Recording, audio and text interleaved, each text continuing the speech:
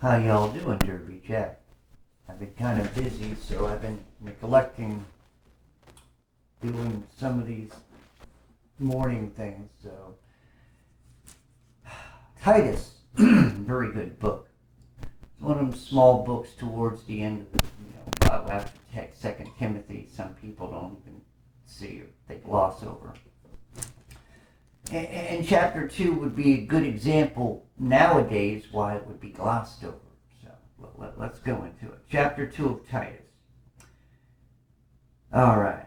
But I speak, thou, the things which become sound doctrine, that the aged men be sober, grave, temperate, sound, in faith, in charity, in patience.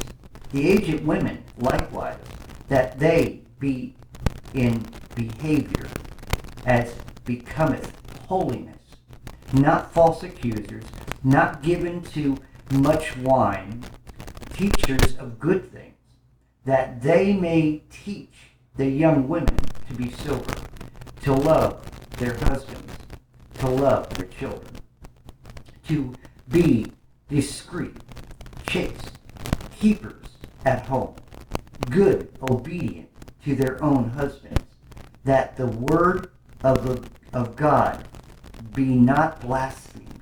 Young men likewise exhort to be sober-minded, in all things showing thyself a pattern of good works, in doctrine showing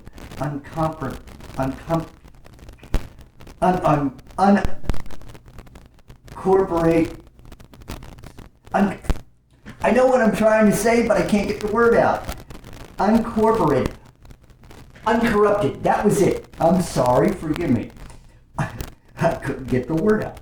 Uncorrupted gravity, sincerity, sound speech that cannot be condemned, that he that is of the contrary part may be ashamed, having no evil thing to say of you. Wow. That is just so profound. I mean, that is just, it's right to the point. This is what society is supposed to be. This is what this is what you grow into if you're in elder age. This is what people who are supposed to be smart, intelligent, and wise. This is it, because this is biblical. This isn't what they're teaching. What they're teaching is humanity can't be this way. So there's a few of us who have to put them in their place. This is what God says that we can be on our own. We can have a society of wise people, because the elderly people would be teaching the younger people, and so on. We wouldn't have a need of control, control of society, as they are doing now.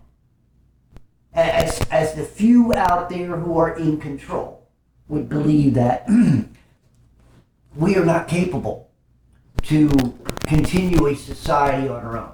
We breed too much, we want too much, but see, they keep forgetting to add to that understanding the cycle that you offer it, you keep pushing it, and we keep wanting it.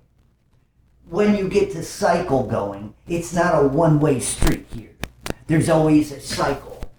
It is somebody who starts it, and it is those who propose it. Then there are those who push it, and then there are those who take it, and it goes on and on and on in a complete circle. And yet, we are led to believe that we must be monitored, we must be controlled, we must be able to submit to certain things that would take away certain freedom, which we do not call it, just temporary a lapse of freedom, if that would be what they would call it. But here we're seeing that mankind has the opportunity to grow and be wise, to not lean on their own understandings of what life should be, what a man should be and what a woman should be. It is right here. You grow up and you speak and you think and you live your life on sound doctrine, sound ethics, sound logic, sound science, if science is needed. Sometimes science has been put on such a plateau, it is a deity in itself. It is a uncompromising tool that is also now used to be a control mechanism. And so these are the things in which we, have got to gravitate away from. Do not let these barbaric ways of thinking, and basically anything outside of the Word of God's thinking, is barbaric, is Stone Age, if you will. As much as they would like to believe that they are the new, they're basically old school, believe it or not. Anything to control, and no matter how you do it, is always old school. It's been seen before, it's been here before, it went passing, and it will pass again. But most people, they don't want to believe that. Most Christians, prideful, wanting to live their lives here, Christians, they don't want to believe it. Most people want to believe what they want to believe because it's what they believe. It's what's paramount in their minds.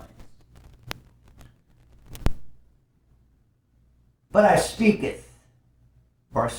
thou, that the things which become sound doctrine, that the aged man, I like this. It says sound doctrine, then it goes to the aged man. What do they treat old men now today? That aged old guy. Look at that old bum. I'll tell you what, some of them old men who are bums on the street, you got to open them up and got to be able to talk with them. You find out some of these guys are as intelligent and even more intelligent than most people you know, and even yourself. There are people who've lived hard times who are more intelligent than those who have not. You know, we seem to think that because you might be born, or some people might be born with great talents. I consider it now that I have a great talent that I am really starting to recognize maybe I can use it to my benefit, that I have not been able to use because God would not let me use it or fall prey to the wolves of the music industry, but was preparing me for something bigger, something better. And now, like I said, I got a new ministry I'm going to be doing, but that's not what here and there. But what I'm saying is that we've got to start looking at our elderly as treasures again. That's the other thing about the things that go around and come around, that the respect of the elderly, which was biblical, right? You gave respect. Nowadays, you can't get respect. Do you know that if the president and if our governments were actually legal, if our governments were actually logical, ethical, actually worried about the people, actually gave the power back to the people and worked for the people, we would have great respect for whoever was a president, right? There was a time, you go back to the 50s, 60s, even though you didn't like the man that was in, if he walked into a room, you basically, bow your head to him, you gave respect to the man, to the man in chief in charge, right?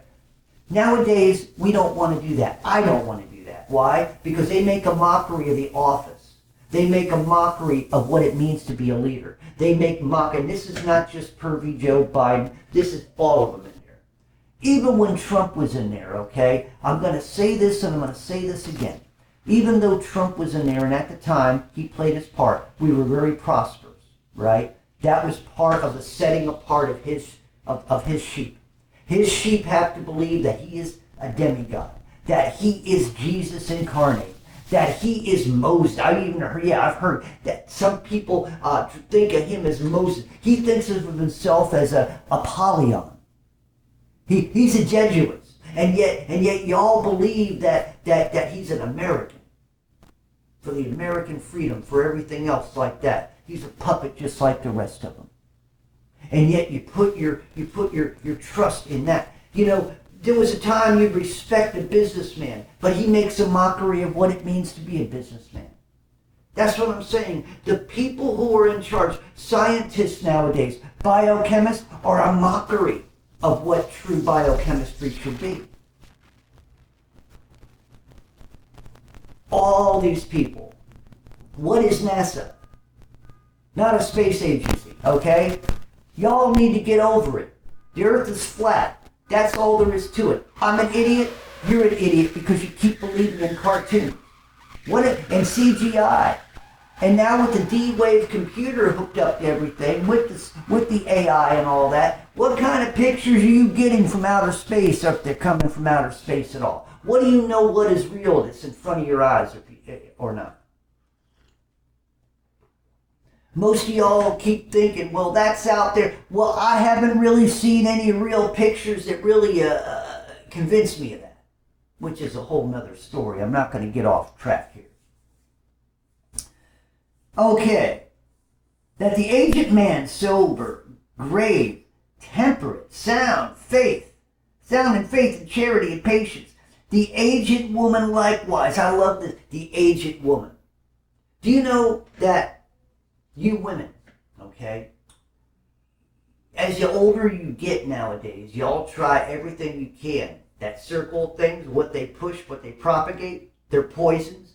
They're pushers of drugs and all this other stuff. They do it on TV. They don't need to be on a street corner pushing all this stuff.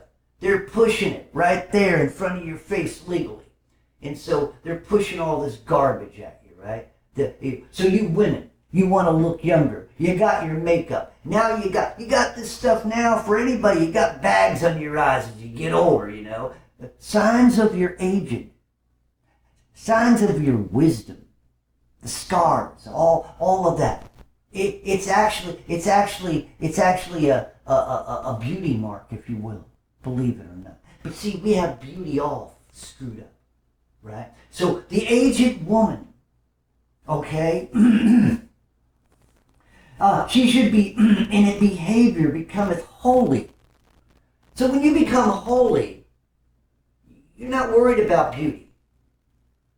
The beauty is what manifests from a holy vessel. From a beautiful vessel from the inside. A holy woman is a beautiful woman. You ever remember, if you're my age, remember the Dove commercials? Well, I think it was Dove.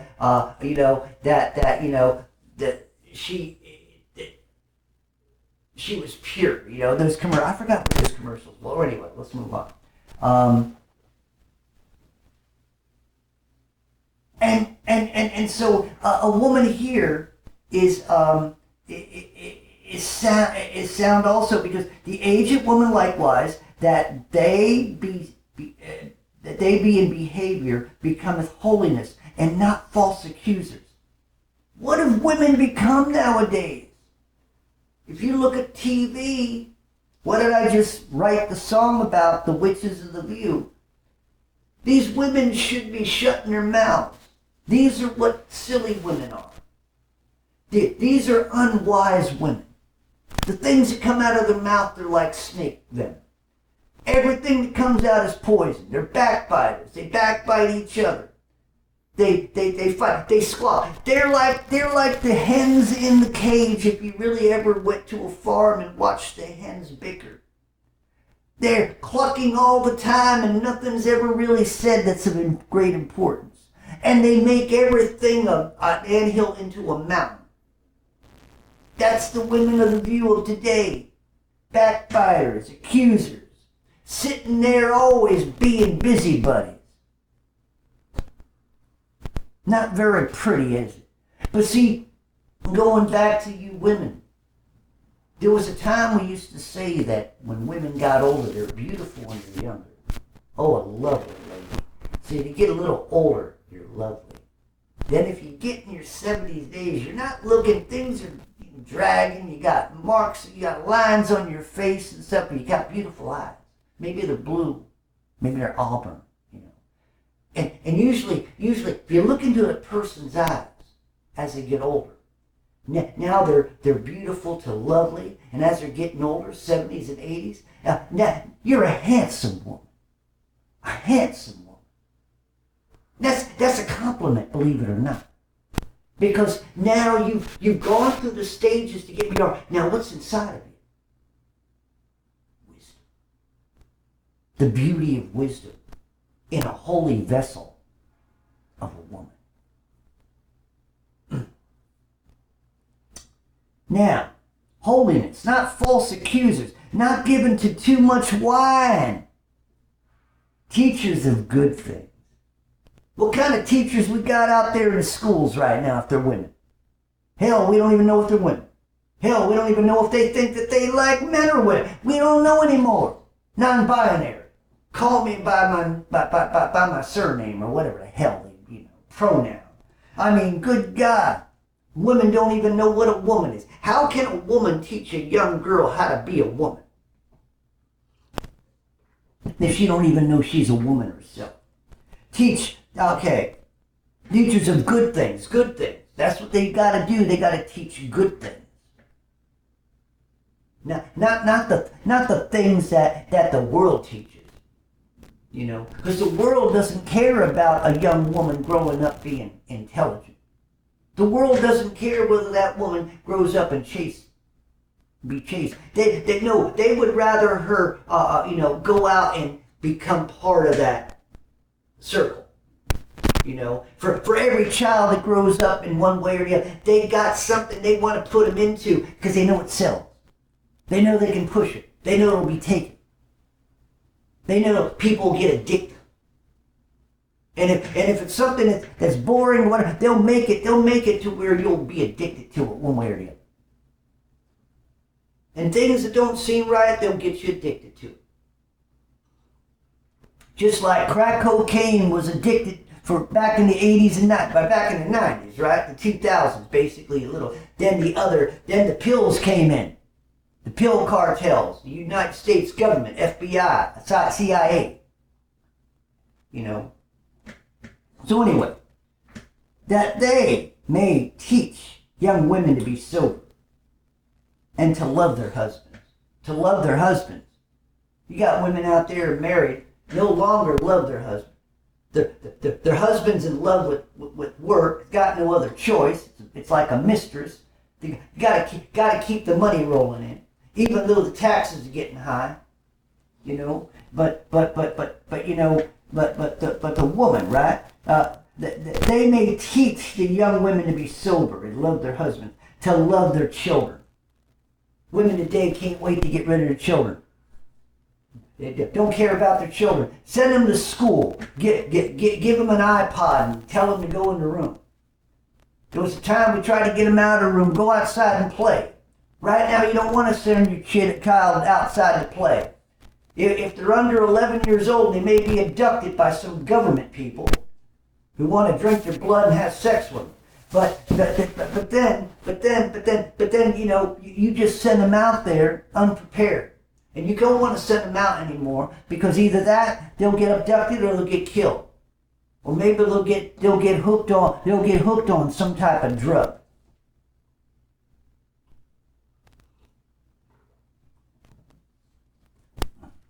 Teach them women to be sober and love their husbands and their children. To be discreet, chaste, keepers at home good, obedient to their own husbands. Now understand, this obedience thing has been misinterpreted, twisted.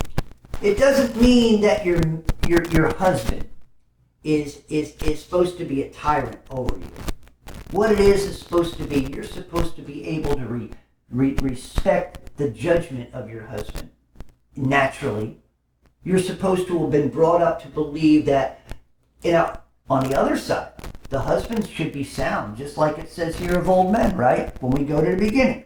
Sound doctrine, aged men, sober, grave, temperate. We're not talking about drunkard husbands. We're not talking about husbands who cheat on their wife. We're not talking about husbands who are in the marriage just because it's just the thing to do. We're not talking about that.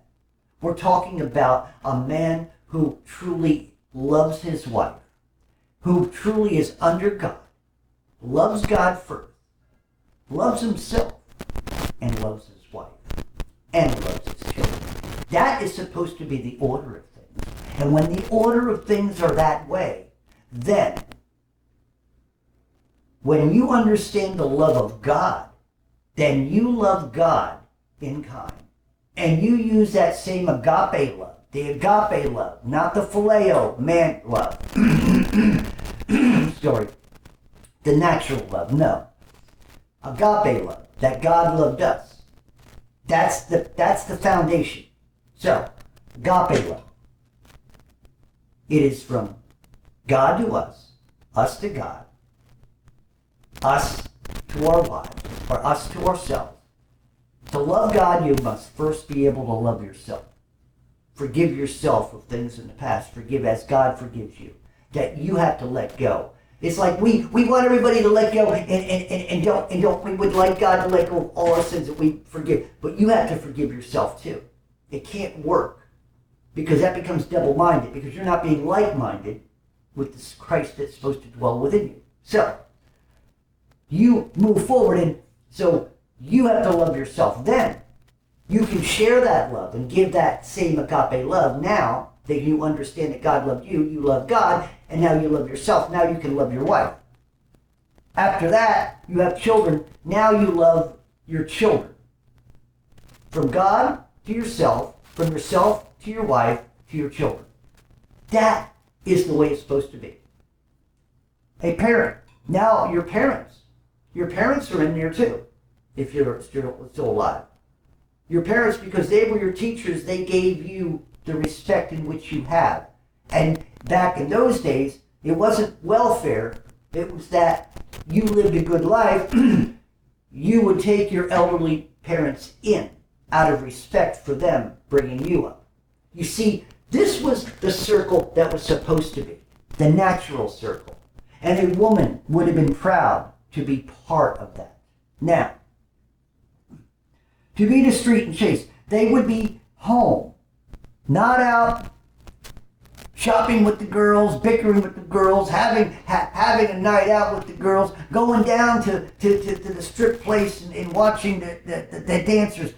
No. Turning on the news and watching learning how to be a backbiter.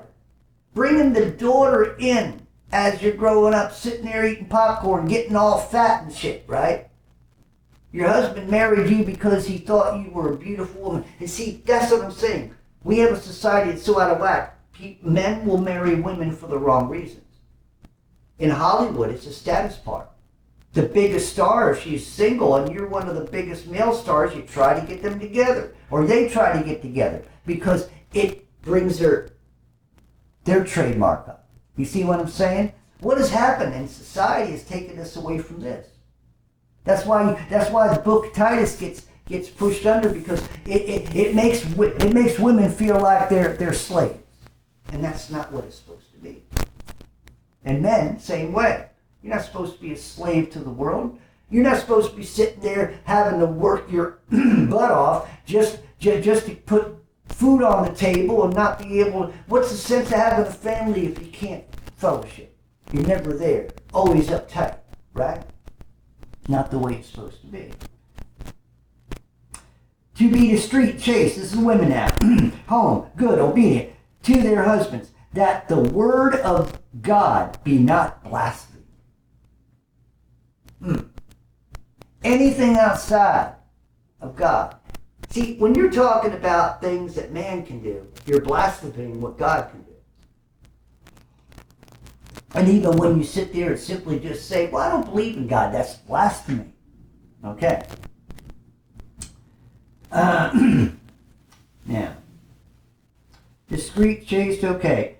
to their own husbands, that the word of God may. Young men likewise exhort to be sober-minded, in all things showing thyself a pattern of good works. A pattern. Understand that word, pattern. When you go out and get a job and they want to look at your resume, or they want to look at, they want to see a pattern of how many jobs you had, what kind of worker you are. We want to see your patterns. And so, what is how do you get patterns? You have to practice the same things over and over again. You got to do the same thing. So there's a pattern. People know you by your pattern. It's like, you know them by their voice. You know them by their actions. They're B&E. You know them. A serial killer, right? They have certain patterns. And you follow those patterns, and each murder or whatever they do, it's like there's a pattern to it. Right? They make movies over it, right? So, young men, learn a pattern. Look, and so it says, right? Likewise, exhort to be sober-minded in all things, showing thyself, sound speech and cannot be condemned. Okay, let me go back to pattern. In all things, showing thyself a pattern of good works. So a pattern of good works. Not just a pattern randomly. Not a pattern of being a liar. Not a pattern of being known as a thief. Not a pattern of being known as a wife beater. Not a pattern of being known as somebody negative, or somebody who would do that, or somebody who would use you. No. We're talking about pattern of good works. The word good here is good works. Good here is those things that are not ashamed. Those things are the total opposite. Good works. In doctrine, showing uncorruptness. I said it right this time. Gravity and sincerity. So these are the patterns that you want to see in a righteous man. These aren't the patterns. See, here's the thing the natural man don't seem to understand. Natural man says, well, we can control our own destiny. We can harness our own strength, and also we can become great people. But when they use the term great people, wouldn't a great person be like somebody who you would respect? A great person, somebody you admire, somebody you honor. I mean, a great person now is somebody sometimes that you look at and say, how can they be great? Or you see how prideful they are.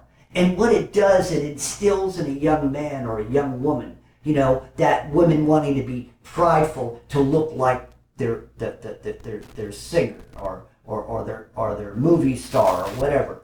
And other people, the men, want to gravitate because look at that guy making all that money, and it's easy money and all, and they want to gravitate. So what ends up happening is their patterns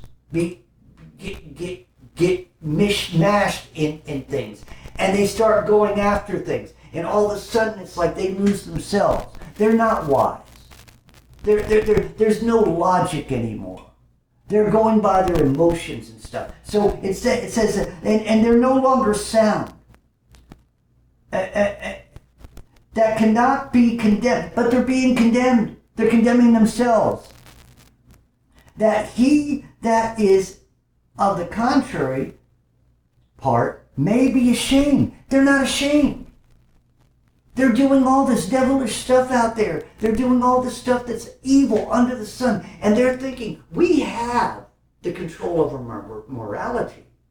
But you got such a low threshold to what you think morality is. And that's just it. There's no foundation. You've let morality out of the box. And now morality is each and everyone's personal thinking. How much leg should a woman be able to show? How much cleavage should a woman be able to show? How much this? How much that? Now, we don't even have a limit. It's all hanging out. Male or female.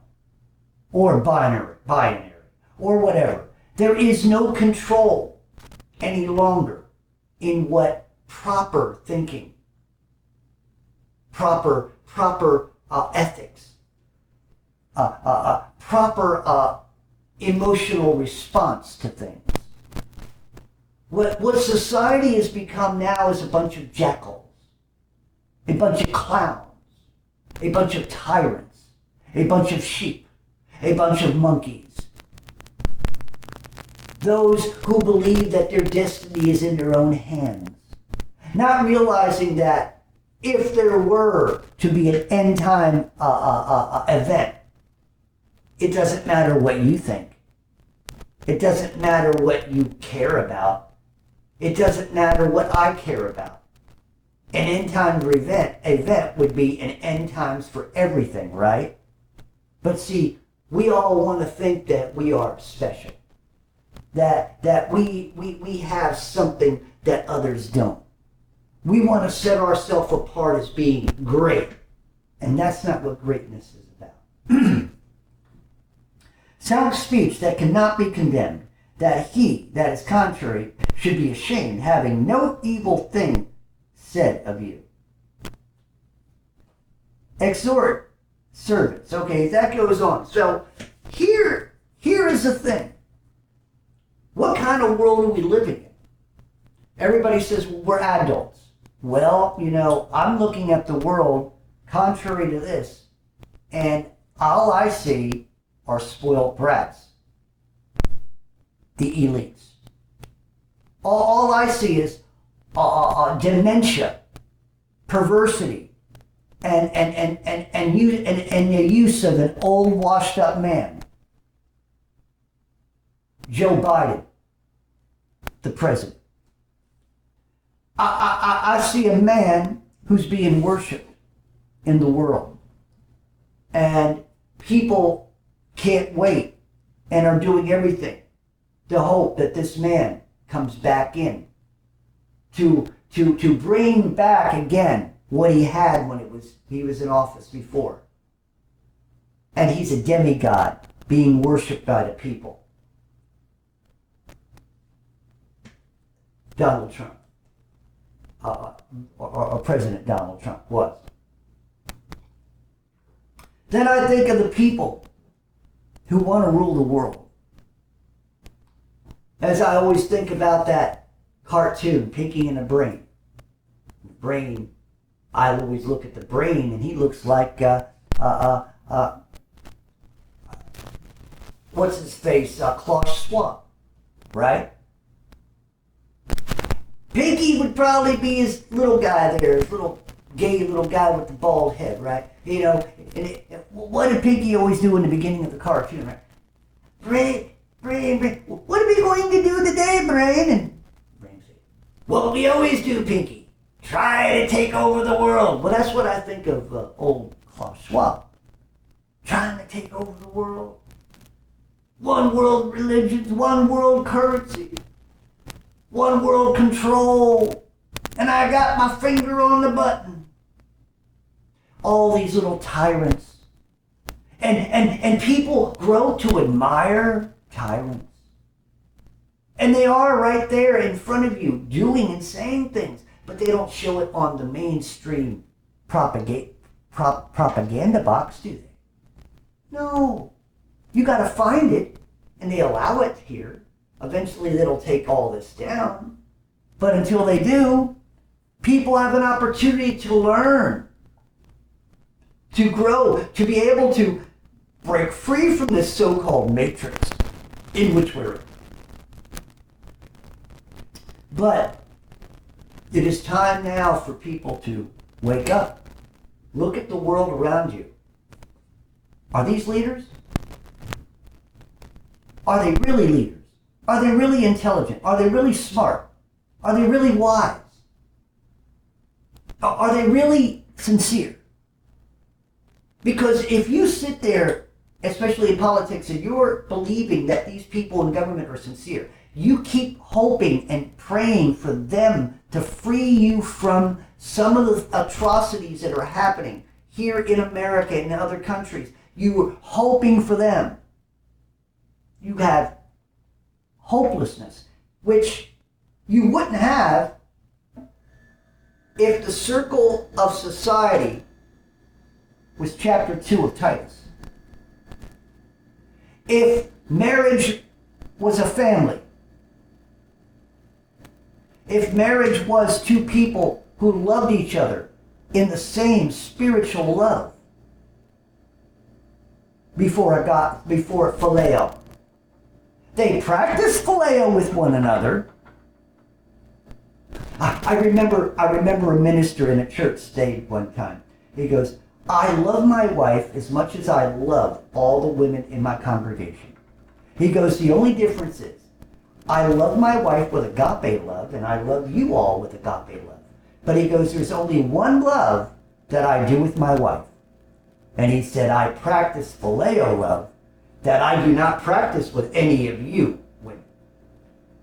So basically, there's a place for phileo love, the physical love, the mental love, the natural love. But it must be placed underneath the agape love to make it genuine love. So these are the things. And you're hearing this from a man who's single. I'm not here for that because I'm set apart to be able to see it. Most of the time, people who are right there on top of a misinterpretation, who are on top of misguided patterns, who are on top of the problem themselves, sometimes don't see it. But it's got to be us who sit back, who've got to see the patterns, who've got to come to the senses, the census of what is going on, and be able to soberly see it for what it is. As I stand back, I'm not tied down to it. And in it, you would say, well, there's things I've been married before, but I was married for the wrong reason. I know what marriage should be, and I know but I am set in certain of my patterns. I have been a loner for so long and set apart that way. I am not made to be a man with a family. I am not made. I mean, I'll sit down one day and tell you my story. You know, I did have a daughter, but she had died, and that's a whole nother story. And I was married 3 times, which is a whole nother story. But I've been set apart because I know I am not for that purpose.